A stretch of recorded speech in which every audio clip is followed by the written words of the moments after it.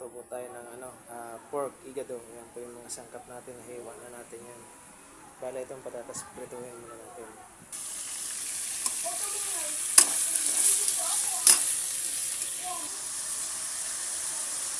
Yan, piniprito po natin yung patatas.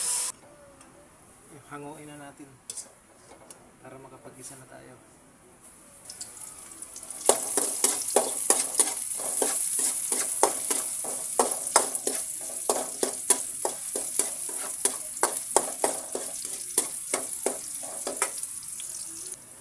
Ilagay na natin itong pork.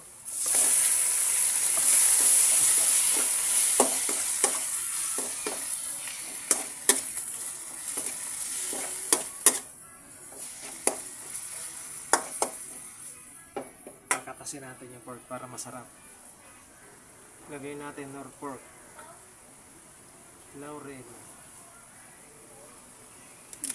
ginisa mix, oyster,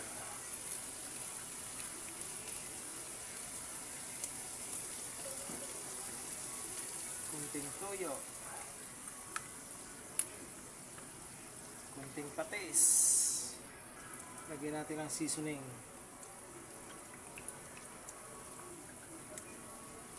Dato puti, soka,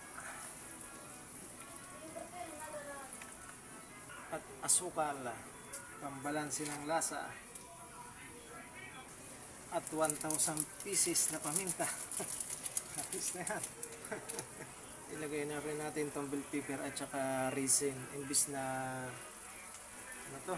green peas. Hindi kumakain mga anak ko green peas. Ilagay na rin natin itong atay, ang baboy.